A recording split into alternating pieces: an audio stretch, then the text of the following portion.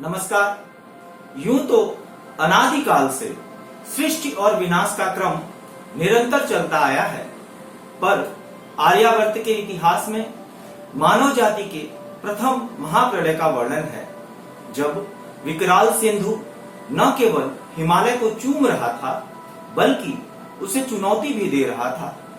उधर महाकवि जयशंकर प्रसाद की लेखनी पूर्ण रूप से प्रस्तुत थी महासृजन के लिए। श्रद्धा, मनु और ईड़ा की जीवन यात्रा महाकाव्य कामायनी बन जाती है। आइए विचरण करते हैं चिंता से आनंद की ओर, सारस्वत प्रदेश से कैलाश की ओर। चिंता सर्ग में जल प्लावन का भीषण दृश्य परिलक्षित है। हिमगिर के उत्तुंग शिखर पर बैठ शिला की शीतल छाह एक पुरुष भीगे नयनों से देख रहा था प्रलय प्रवाह। नीचे जल था, ऊपर हिम था, एक तरल था एक सघन, एक तत्व की ही प्रधानता कहो उसे जड़िया चेतन।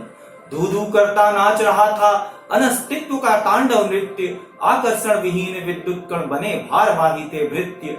मृत्यु सदृश शीतल निराश ही आलिंगन पाती थी दृष्टि, परम व्योम से भौतिक कण सी घने कुहासों की थी वृष्टि।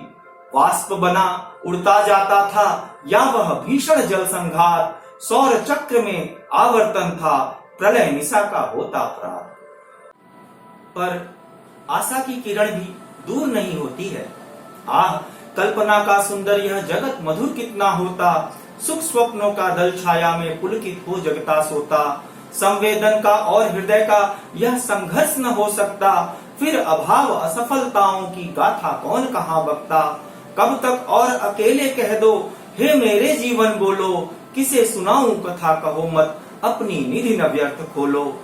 फिर जीवन में श्रद्धा का मधुर प्रवेश होता है।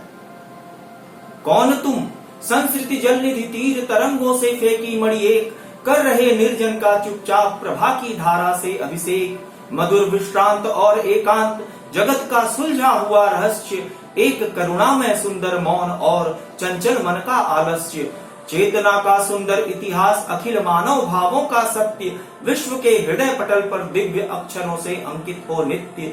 विधाता की कल्याणी सृष्टि सफल हो इस भूतल पर पूर्ण, पटे सागर बिखरे ग्रहपुंज और ज्वालामुखियां हो चूर्ण।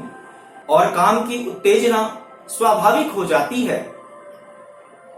यह नीड़ मनोहर कृतियों का यह विश्व कर्म रंग स्थल है परंपरा लग रही यहाँ ठहरा जिसमें जितना बल है। वे कितने ऐसे होते हैं जो केवल साधन बनते हैं, आरंभ और परिणामों के संबंध सूत्र से बुनते हैं। उषा की सजल गुलाली जो घुलती है नीले अंबर में, वह क्या है क्या तुम देख रहे वर्णों के मेघाडंबर में। अंतर है दिन और रजनी का यह साधक कर्म बिखरता है, माया के नीले अंचल में आलोक बिंदु सा झरता है। पर वासना केवल अभिव्यक्ति ही नहीं, स्पर्श भी चाहता है। चल रहा था विजन पथ पर मधुर जीवन खेल, दो अपरिचित से नियति अब चाहती थी मेल। नित्य परिचित हो रहे तब भी रहा कुछ शेष, गूढ़ अंतर का छिपा रहता रहस्य विशेष। आह, वैसा ही हृदय का बन रहा परिणाम, पा रहा हूँ आज देकर तुम्ही से निज काम। आज ले लो चेतना का यह समर्पण दान, विश्व रानी सुंदरी नारी जगत की मान। लज्जा, समर्पण और विश्वास नारी के अभिन्न अंग हैं। मैं जब ही तोलने का करती उपचार स्वयं तुल जाती हूँ, भुज लता फंसा कर नर तरु से झूले सी झोंके खाती हूँ। इस अर्पण में कुछ और नहीं, केवल उत्सर्ग छलकता है। मैं दे दूं और न फिर कुछ लूं, इतना ही सरल झलकता है। नारी तुम केवल श्रद्धा हो, विश्वास रजत नग पग तल में, पीयूष स्रोत सी बहा करो जीवन के सुंदर समतल में। इस महायज्ञ में कर्म ही सबसे बड़ी आहुति है। कर्म यज्ञ से जीवन के सपनों का स्वर्ग मिलेगा, इसी विपिन में मानस की आशा का कुसुम खिलेगा। किंतु बनेगा कौन पुरोहित, अब यह प्रश्न नया है। किस विधान से करूं यज्ञ, यह पथ किस ओर गया है। अपने में सब कुछ भर कैसे व्यक्ति विकास करेगा। यह एकांत स्वार्थ भीषण है, अपना नाश करेगा। औरों को हंसते देखो मनु, हंसो और सुख पाओ। अपने सुख को विस्तृत कर लो, सबको सुखी बनाओ। ईर्ष्या से ग्रसित मनु कालांतर में स्वतंत्र जीवन जीने के लिए श्रद्धा और अपने पुत्र से दूर चले जाते हैं। पल भर की उस चंचलता ने खो दिया हृदय का स्वाधिकार। श्रद्धा की अब यह मधुर निशा फैलाती निष्फल अंधकार। तुम अपने सुख से सुखी रहो, मुझको दुख पाने दो स्वतंत्र। मन की परवशता महादुख, मैं यही जपूंगा महामंत्र। लो चला आज मैं छोड़ यहीं संचित संवेदन भार पुंज। मुझको काटे ही मिले धन्य, हो सफल तुम्हें ही कुसुम कुंज। फिर ईड़ा का प्रवेश होता है, बुद्धि का आविर्भाव होता है।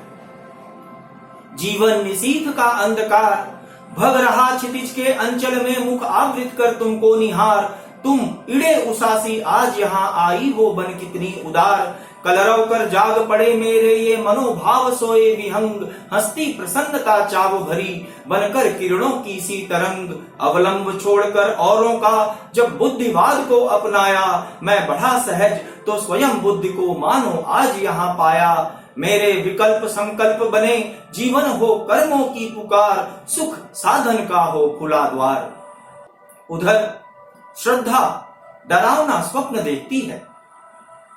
मां फिर एक किलक दूरागत गूंज उठी कुटिया सूनी। मां उठ दौड़ी भरे हृदय से लेकर उत्कंठा दूनी। इड़ा ढालती थी वह आसव जिसकी बुझती प्यास नहीं। त्रिसित कंठ को पी पी कर भी जिसमें है विश्वास नहीं। श्रद्धा कांप उठी सपने में, सहसा उसकी आंख खुली। यह क्या देखा मैंने, कैसे वह इतना हो गया छली। सत्य ही भीषण संघर्ष में मनु मूर्छित हो गए थे और ईड़ा धर्षित। वहीं धर्षिता खड़ी ईड़ा सारस्वत रानी। वे प्रतिशोध अधीर रक्त बहता बन पानी। अंतरिक्ष में महाशक्ति हुंकार कर उठी। सब शस्त्रों की धारें भीषण वेग भर उठी। और गिरी मनु पर मुमूर्ष वे गिरे वहीं पर। रक्त नदी की बाढ़ फैलती थी उस भू पर। निर्वेद में ईड़ा की सहायता से श्रद्धा अपने पुत्र के साथ मनु से मिलती है, पर निराश मनु उन सबको छोड़कर चले जाते हैं। सुखी रहे सब सुखी रहे बस, छोड़ो मुझ अपराधी को। श्रद्धा देख रही चुप मनु के भीतर उठती आंधी को। जगे सभी जब नव प्रभात में, देखे तो मनु वहां नहीं। पिता कहाँ कह खोज रहा था, वह कुमार अब शांत नहीं। ईड़ा आज अपने को सबसे अपराधी है समझ रही। कामायनी मौन बैठी सी अपने में ही उलझ रही। दर्शन में श्रद्धा अपने पुत्र मानव को ईड़ा के पास छोड़कर मनु की खोज में चली जाती है। हे सौम्य ईड़ा का सुचि दुलार, हर लेगा तेरा व्यथा भार। सबकी समरसता कर प्रचार, मेरे सुत सुन माँ की पुकार। देखा मनु ने नर्तित नटेश, हत चेत पुकार उठे विशेष। यह क्या श्रद्धे बस तू ले चल, उन चरणों तक दे निज संबल। सब पाप पुण्य जिसमें जल जल, पावन बन जाते हैं निर्मल। जीवन के रहस्य को आत्मसात करते हुए श्रद्धा और मनु सुदूर प्रांत की ओर चले जाते हैं। यही त्रिपुर है देखा तुमने, तीन बिंदु ज्योतिर्मय इतने। भिन्न हुए हैं ये सब कितने, ज्ञान दूर कुछ क्रिया भिन्न है। इच्छा क्यों पूरी हो मन की, एक दूसरे से न मिल सके। यह विडंबना है जीवन की। तत्पश्चात ईड़ा कुमार मानव के साथ पुनः श्रद्धा और मनु से मिलती है और तब आनंद अपरिसीमित हो जाता है।